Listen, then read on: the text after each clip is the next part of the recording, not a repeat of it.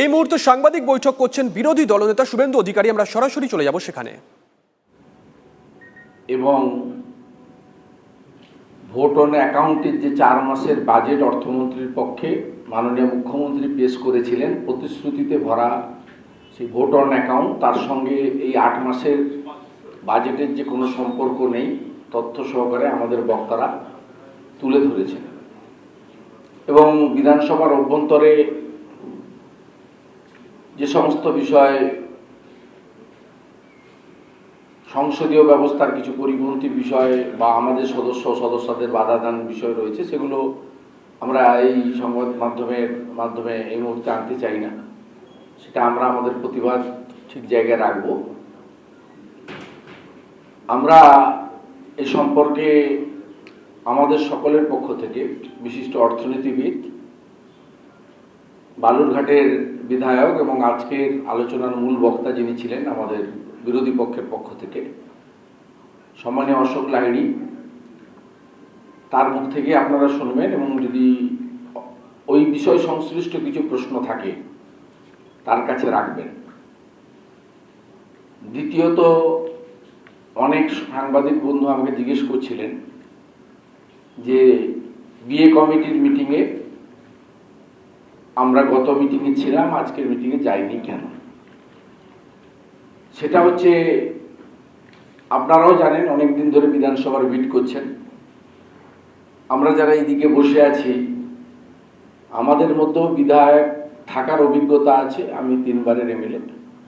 মীর গোস্বামী আছেন, নরহরি মাহাতো আছেন, বঙ্কিম ঘোষ আছেন, সুদীপ মুখার্জি আছে, মনোজ টিগ্গা আছে, মনোজ ওরাও আছে, পবন সিং আছে, এরাও পুরনো এমএলএ।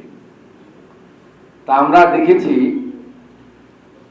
রাজ্যের জনস্বার্থের জ্বলন্ত এবং গুরুত্বপূর্ণ বিষয়গুলি মুলতবি প্রস্তাব আকারে বিরোধী পক্ষের সদস্যরা একজন বা একাধিক সদস্য আনতে পারেন এবং সভা হয়তো মুলতবি হয় না, রেয়ার কেস আছে, সেটা পাঠ করতে দেওয়া হয়। আমরা এর আগের দিন, যেদিন রাজ্যপাল মহোদয়ের ভাষণের উপরে আলোচনা ছিল, সেদিন 2রা মে পরবর্তী নির্বাচন পরবর্তী যে সন্ত্রাস, সীমাহীন সন্ত্রাস, বলগাহীন সন্ত্রাস, সে সম্পর্কে আমরা মুলতবি প্রস্তাব এনেছিলাম এবং অধ্যক্ষ মহোদয় বলেছিলেন সময়ের অভাবে এটা আমি বাতিল করছি। আমরা পাঠ করার দাবি করেছিলাম, সেটাও তিনি সেদিন গ্রহণ করেননি। কিন্তু আমরা আলোচনাটাকে এগিয়ে নিয়ে যাওয়ার জন্য বা রাজ্যপাল মহোদয়ের বক্তৃতার মধ্যে এই বিষয়গুলি আনার সুযোগ থাকার কারণে সেদিন আমরা তার নির্দেশ মেনে নিয়েছিলাম। আজকে একটি জ্বলন্ত বিষয়ে মনোজ টিগ্গা সহ আমাদের একাধিক বিধায়ক তারা মুলতবি প্রস্তাবের নোটিশ দিয়েছিলেন নিয়ম মেনে সকাল 10টার মধ্যে। সেটা হচ্ছে শাসক দলের তৈরি করা, শাসক দলের সৃষ্টি করা ভুয়া দেবাঞ্জন কাণ্ড, ভ্যাকসিন কাণ্ড হিসেবে যা পরিচিত। আমরা এই ভুয়া ভ্যাকসিন কাণ্ড নিয়ে মুলতবি প্রস্তাবকে পাঠ করতে দেওয়া এবং ন্যূনতম সরকারের একটা বিবৃতি দাবি করেছিলাম জনস্বার্থে। এটা কোনো একটা নির্দিষ্ট দলের বিষয় নয়, কারণ কয়েক হাজার মানুষকে এই ভুয়া ভ্যাকসিন দেওয়া হয়েছে, তাদের হেলথ কন্ডিশন কি আছে, তাদের মধ্যে একজন সাংসদও আছে। এবং এর সঙ্গে কলকাতা কর্পোরেশন সরাসরি যুক্ত। কলকাতা কর্পোরেশনের পৌর প্রশাসক থেকে একাধিক বিধায়ক, আইপিএস,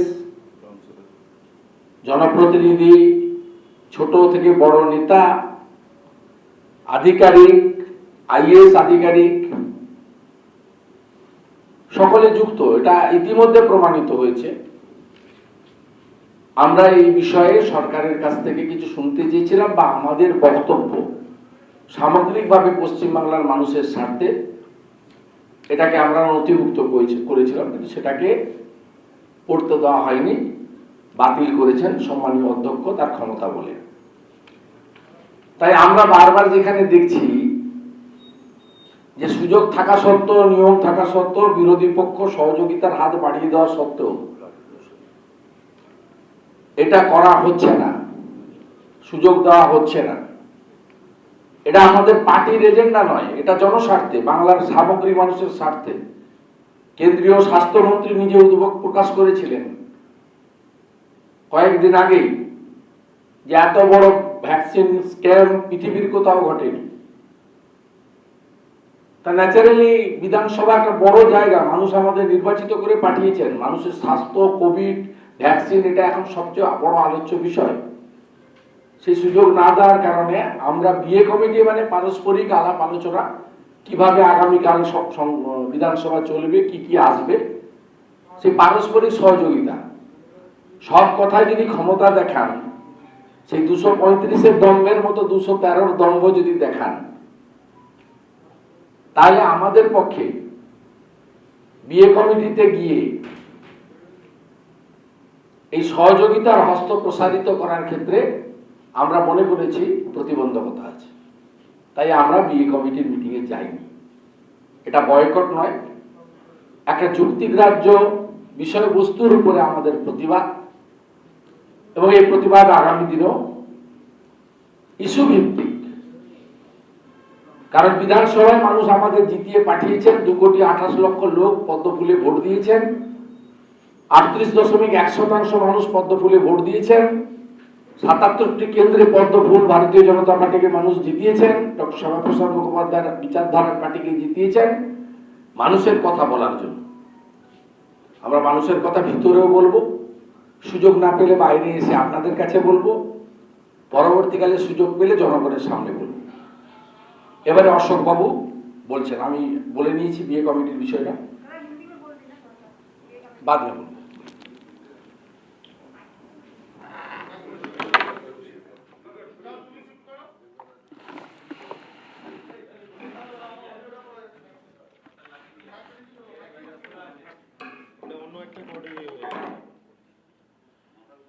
খুলে যাচ্ছে কেন বুঝতে পারলাম, ঠিক আছে, হয়ে গেছে। নমস্কার। আপনারা হয়তো আমার বক্তব্য বিধানসভায় যেটা দিয়েছি সেটা শুনেছেন। তার পুনরাবৃত্তি করব কি না আপনারা প্রশ্ন করবেন? আচ্ছা, তা আমি তাহলে সেটা দিয়ে শুরু করি। হ্যাঁ, বিভিন্ন কেন্দ্রীয় প্রজেক্টগুলোতে যে শেয়ারটা থাকে কেন্দ্র রাজ্য আপনি করেছেন, সেগুলো প্রকাশ করা উচিত, মানুষের জানা উচিত কেন্দ্র কত টাকা দেয়, রাজ্য কত টাকা দেয়, চলছে কি চলছে না, সেটা একটু বলে দিয়ে যে শেয়ারগুলো কত থাকে। আজকে আমার পক্ষে একটা অত্যন্ত গুরুত্বপূর্ণ দিন ছিল, কারণ আমি জীবনে কোনোদিন ভাবিনি রাজনীতি করব, জীবনে কোনোদিন ভাবিনি যে এই বিধানসভায় একমাত্র ভিজিটার্স গ্যালারি ছাড়া আর কোথাও থাকব। আজকে দেখলাম আমি বেঞ্চে বসে আছি। তাই শুধু নয়, আজকে আমি এই গণতন্ত্রে, পশ্চিমবঙ্গের গণতন্ত্রের সবচেয়ে উচ্চতম সদনে বলবার সুযোগ পেলাম। বাজেটে আপনি আপনার গুণবত্তা দেখাবেন যে যেটা বাজেট করেছিলেন তার সঙ্গে যা হবে তা কত কাছে। কোনো বছর বাজেটটা বেশি হবে অ্যাকচুয়ালের থেকে, কোনো বছর কম হবে। প্রত্যেক বছর যদি দেখি কম, তাহলে একটু সন্দেহের কারণ হবে। তৃতীয় হচ্ছে, অনেক জনকল্যাণমূলক প্রকল্প পশ্চিমবঙ্গ সরকার এনেছে। আমি তো গুনে দেখলাম 47টা গুনতে পেরেছি, আরও আছে। তার মধ্যে বোধহয় শ্রী দিয়ে অন্তত 8টি, কন্যাশ্রী, রূপশ্রী, যুবশ্রী, শিক্ষাশ্রী, ঐক্যশ্রী, সবুজশ্রী, নিজশ্রী, কর্মশ্রী। 6টি সাথী আছে, স্বাস্থ্যসাথী, খাদ্যসাথী, সবুজ সাথী, শিশু সাথী, পথসাথী, শিল্পসাথী। ধারা দিয়ে অন্তত 5টি, গতিধারা, জলধারা, আনন্দধারা, প্রাণধারা ও মুক্তিধারা। 2জন বন্ধু আছে, কৃষক বন্ধু, সেচ বন্ধু। স্নেহের সাথে আছে 3টি, স্নেহালয়, স্নেহের পরশ, মধুর স্নেহ। তাছাড়া আরও পেয়েছি 17টা, যেমন নিজ গৃহ, নিজ ভূমি, আকাঙ্ক্ষা, আমার ফসল, আমার গোলা। আর রয়েছে জয় বাংলা, জয় জোহার, তপশিলি বন্ধু, বাংলা আবাস, নির্মল বাংলা।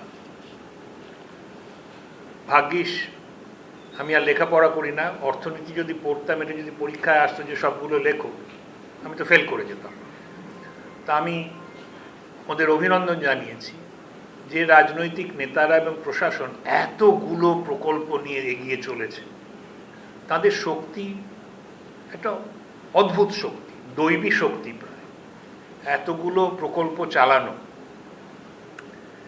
তো এই প্রকল্পগুলির কিছু কিছু centrally sponsor.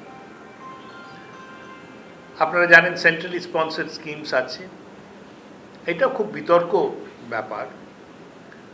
Centrally sponsor schemes সংবিধান অনুযায়ী কিছু আছে ইউনিয়ন লিস্ট, যেটা কেন্দ্র সরকারের করার কথা, কিছু আছে স্টেট লিস্ট, যেটা রাজ্য সরকারের করার কথা, কিছু আছে কনকারেন্ট লিস্ট, যেটা দুটোই করতে পারে। তো রাজ্য সরকার কিছু কিছু জিনিস করে যেগুলো ইউনিয়ন গভর্নমেন্টের লিস্টে নেই, কিন্তু এটা জনস্বার্থে এত প্রয়োজন যেটা করে। তো এই যে কতগুলো প্রকল্প আছে যেগুলো সেন্ট্রালি স্পন্সর, যার টাকা আমরা যেহেতু আগের সেই ছিল না যে নর্থ ইস্টার্ন হিল স্টেট যেটাকে বলতো স্পেশাল ক্যাটেগরি স্টেট, সেই স্টেট নই। 100 টাকা খরচা হলে তার 60 টাকা কেন্দ্র সরকারের কাছ থেকে আসে। তো এই সেন্ট্রালি কোন কোন স্কিমটা সেন্ট্রালি স্পন্সর আর কোন কোন স্কিমটা রাজ্য সরকার নিজে করছেন সেটা জানানোর কথা। এর মধ্যে যেটা প্রশ্ন এসে গেল, এখন অনেক সময় আমাদের প্রবণতা হয় যে রাজ্য সরকারের বাজেট যখন আলোচনা করছি তখন আমরা কেন্দ্র সরকারে চলে যাই, যে কেন্দ্র কি কি ভুল করেছে।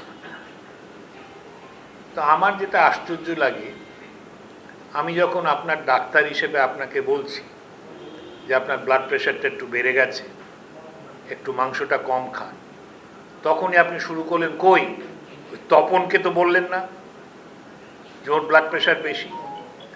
তো আমরা লোকসভায় বসে নেই, আমরা বিধানসভায় বসে আছি। যদি কেন্দ্রের আলোচনা করতে হয় কেন্দ্র কি কি ভুল করেছে, আমি অনেক দিন ধরে অর্থনৈতিক আলোচনা করছি, কেন্দ্রের নিন্দাও অনেক করেছি, কিন্তু এখানে বিধানসভায় বসে আমি কেন্দ্রের আলোচনা করাটা কেমন মনে হয় সময়ের অপব্যয়।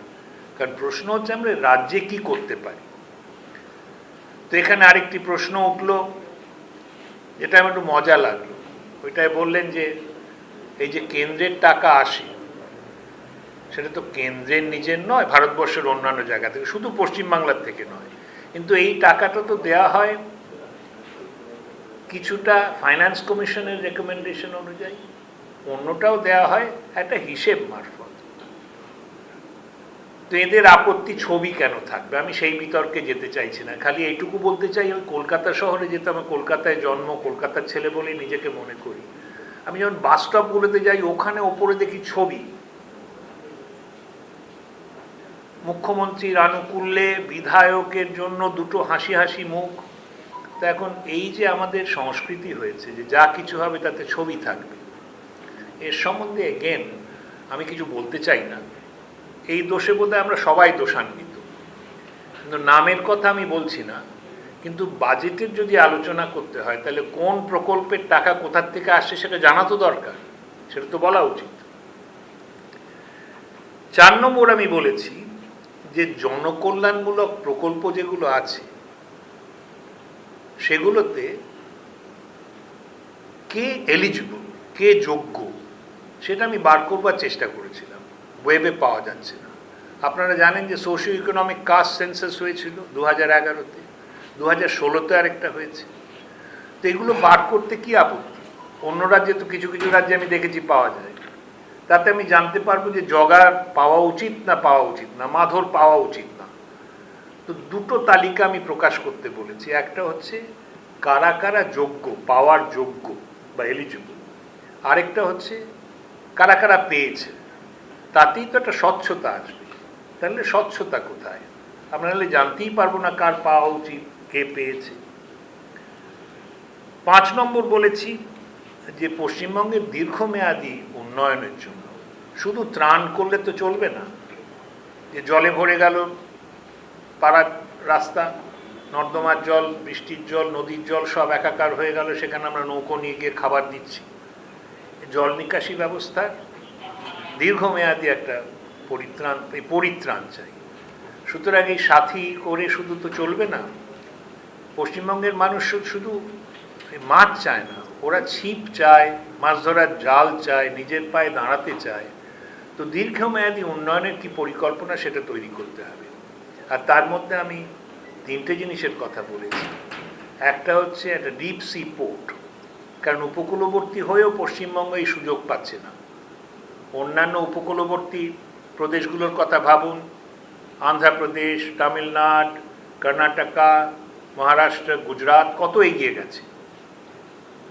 পশ্চিমবঙ্গ সেখানে 2012-13 থেকে 2018-19 অবধি আমাদের যা বৃদ্ধির হার ছিল, ভারতবর্ষের বৃদ্ধির হার তার থেকে 1.8% বেশি ছিল প্রত্যেক বছর। তাতে একটা বিরাট তফাৎ হয়ে যেতে পারে। তো পশ্চিমবঙ্গ পিছিয়ে পড়েছে। তো পশ্চিমবঙ্গের এই অর্থনৈতিক অবক্ষয়, এটাকে এর থেকে মুক্তি পেতে গেলে পরিকাঠামোকে এবং ক্যাপিটাল এক্সপেন্ডিচার বাড়াতেই হবে। এবং শেষে আমি বলেছি যে 2টি রিপোর্ট তৈরি করুন, তাতে খুব ভালো হবে। একটা হচ্ছে একটা রিপোর্ট পশ্চিমবঙ্গের অর্থনৈতিক অবস্থা, বেকারত্ব ও পরিযায়ী শ্রমিক। পশ্চিমবঙ্গ যে পিছিয়ে পড়েছে তার প্রমাণিত হচ্ছে এই পরিযায়ী শ্রমিক। এখানে এখন লেখাপড়া করতে আমাদের সময় শুরু হয়ে গিয়েছিল এই সমস্যা। আমিও তো বাইরে লেখাপড়া করতে গিয়েছিলাম। আগে শুনতাম বাবু রাজেন্দ্র প্রসাদ এসছেন কলকাতায় লেখাপড়া করতে। কত বড় বড় মানুষ সব বাইরে থেকে লেখাপড়া করতে এখানে এসেছিলেন। এখন আমরা যাই ব্যাঙ্গালোর, দিল্লি লেখাপড়া করতে। আগে চিকিৎসা করাতে লোক আসতো কলকাতায়, এখন চিকিৎসা করাতে আমরা যাই ভেলোর, ব্যাঙ্গালোর, চেন্নাই। দ্বিতীয় রিপোর্টটা বলেছি পশ্চিমবঙ্গ সরকারের আর্থিক অবস্থার উন্নতি এবং প্রদেশের দীর্ঘস্থায়ী উন্নয়নের পরিকল্পনা।